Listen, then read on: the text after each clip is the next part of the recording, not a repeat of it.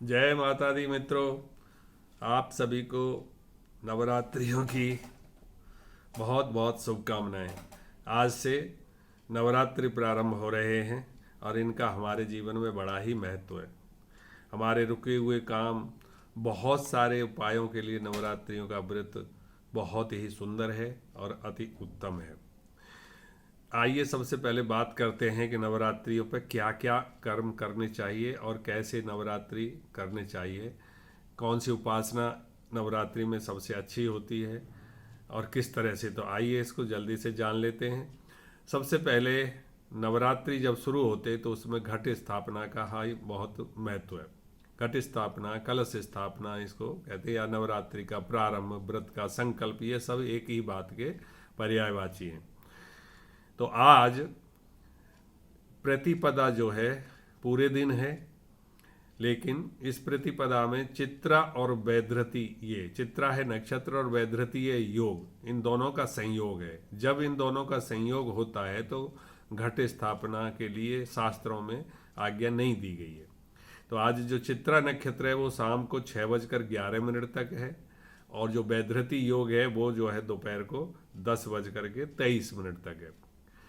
तो अब वैधृति योग तो 10:23 पर समाप्त हो रहा है, लेकिन चित्रा नक्षत्र शाम को 6:11 पर समाप्त हो रहा है। तो शास्त्रों ने निर्देश किया है कि अगर चित्रा नक्षत्र ज़्यादा समय तक हो तो अभिजित मुहूर्त में घट स्थापना करनी चाहिए। तो अभिजित मुहूर्त आज दिल्ली के लिए 12:02 से लेकर के 12:32 तक है। इसलिए आज के दिन नवरात्रियों का प्रारंभ, घट स्थापना, कलश स्थापना, ये सारे कर्म 12:02 से 12:32 के बीच में करने चाहिए और तभी से नवरात्रियों का आरंभ करें। घट स्थापना कैसे करें? घट स्थापना करने के लिए कोई भी आप एक कलश ले सकते हैं। मिट्टी का हो, तांबे का हो, पीतल का हो, सोने का हो, चांदी का हो, ऐसा एक कलश लें और एक पात्र लें बड़ा चौड़े मुंह का, या मिट्टी का कोई गमला टाइप चौड़ा हो जिसमें आप मिट्टी ला करके उसमें जौ बोएं और उन जौ के ऊपर इस कलश की स्थापना करें। इस कलश में गंगा जल और सभी तीर्थों का जल अगर आपके पास है तो ठीक है, नहीं तो सामान्य जल और उसमें गंगा जल दोनों मिला हुआ, या पूरा गंगा जल हो तो और अति उत्तम है। उसके अंदर सुपारी और एक सिक्का और दूब घास और गुलाब के फूल और जितनी सुगंधित आदि चीज़ें डाल करके उस कलश को इस मिट्टी के ऊपर स्थापित करें जो जौ बोए हुए हैं। फिर कलश के ऊपर एक स्वस्तिक बनाएं रोली से, और उसके ऊपर एक पूर्ण पात्र रखें। पूर्ण पात्र जिसमें चावल भरे हुए हों, कोई कटोरी हो सकती है, लेकिन उसी धातु की हो तो ज़्यादा अच्छा है, जिस धातु का कलश हो। अगर मिट्टी का है तो मिट्टी का पूर्ण पात्र, तांबे का है तो तांबे का, चांदी का है तो चांदी का। उस पूर्ण पात्र के नीचे एक आम के पत्ते अवश्य लगाएं। अब इस पूर्ण पात्र पर एक लाल वस्त्र में लपेट करके नारियल रखें। अब ये कलश स्थापना इस तरह से हो गई। फिर इस कलश की पूजा कर रहे हैं वरुण देव की। हे वरुण देव, आप हमारे यहाँ विराजमान रहें और आपकी हम पूजा करते रहें, हमको आपका सौभाग्य प्राप्त होता रहे। इस तरह से सिंपल सीधे शब्दों में आप ये पूजा कर सकते हैं। नारियल के ऊपर केसर का या चंदन का या रोली का तिलक अवश्य लगाएं। तो इस तरह से ये कलश स्थापना पूर्ण होती है। कलश स्थापना करने के बाद कलश की ही दाहिनी तरफ एक चौकी या कोई बेदी बनाकर उस पर माता जी का चित्र स्थापित करें। दुर्गा माता का चित्र, जो माता का चित्र आपको सबसे अच्छा लगता है वो वहाँ पे स्थापित करें। उसको फूलों से सजाएं, लाइटों से सजाएं, सुंदर मंदिर जैसा वातावरण हो, इस तरह का मतलब वहाँ पर होना चाहिए। उसके बाद फिर माता जी की पूजा करें।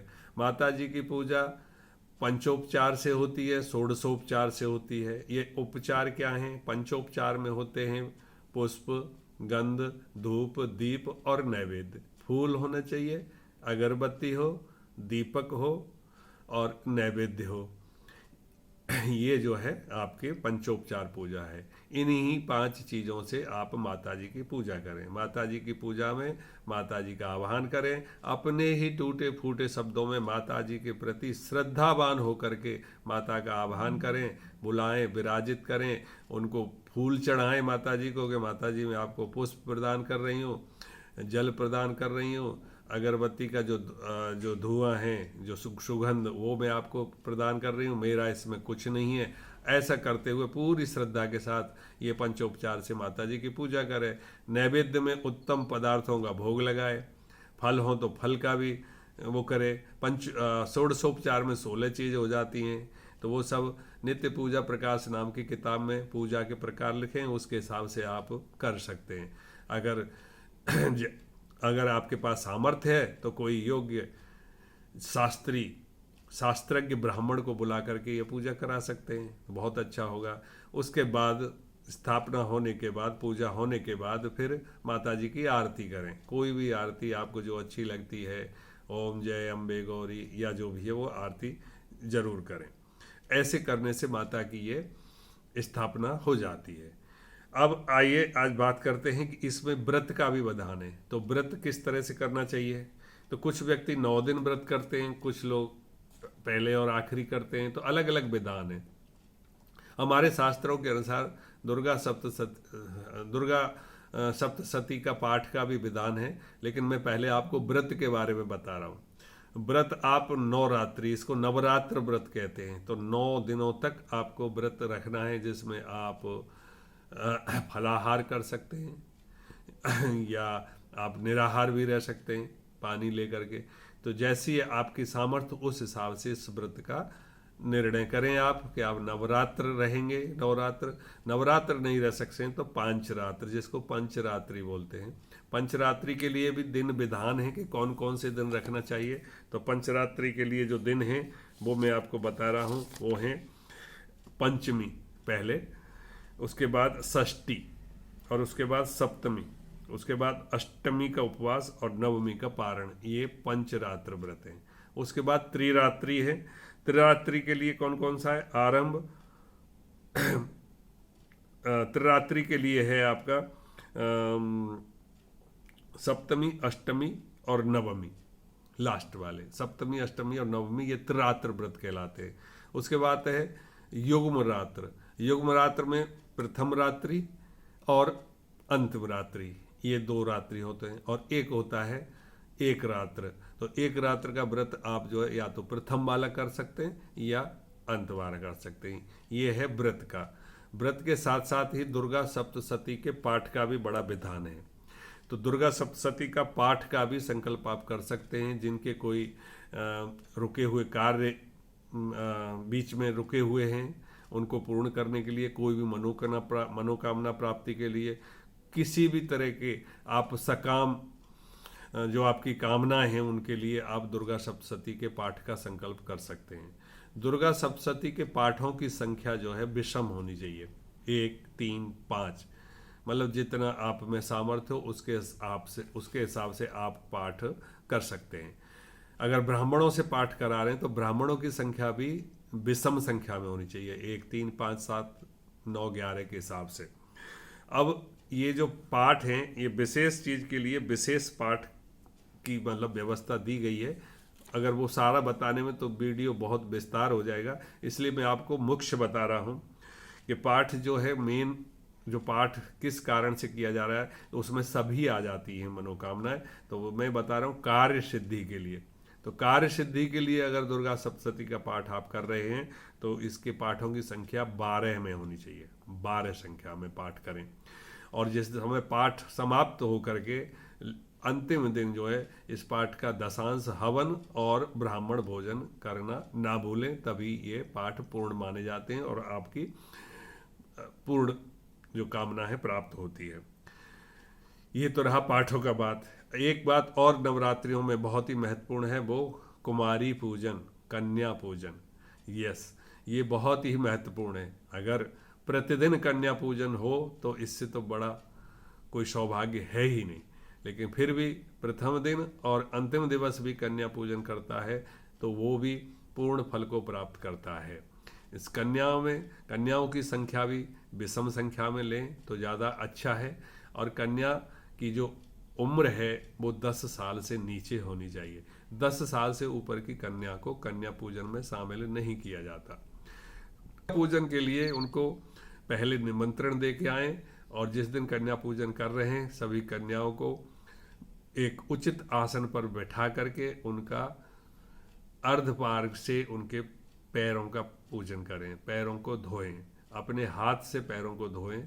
अगर पति पत्नी है तो एक जल गिराए, दूसरे हाथ से गिरें और अच्छा नया रूमाल या अंगोछा लेकर के उनके पैरों को पोंछें, और पूरे भावना करते हुए कि माता जी ही कन्या के रूप में घर में पधारी हुए, इस तरह से कन्या का पूजन करके उनको आसनों पर बिठा करके, और जो भी घर में पकवान बना है माता के पूजन के बाद, और जो भगवान माता को जो भोग लगाया है उस भोग को उसमें मिला करके उन कन्याओं के लिए भोजन प्रसादी की व्यवस्था की जाए, और उनको अति आदरपूर्वक बिल्कुल साक्षात दुर्गा देवी का रूप समझते हुए उनको भोजन कराएं। और आप समझें कि हमारे घर में दुर्गा देवी पधारी हैं विभिन्न रूपों में, छोटी छोटी कन्याओं के रूप में, तो उनको भोजन कराने के बाद उनको दक्षिणा के रूप में द्रव्य दक्षिणा दें या कोई उपहार वस्त्र आदि अवश्य भेंट करें। इस तरह से कन्या पूजन करने से आपकी सभी मनोकामनाएं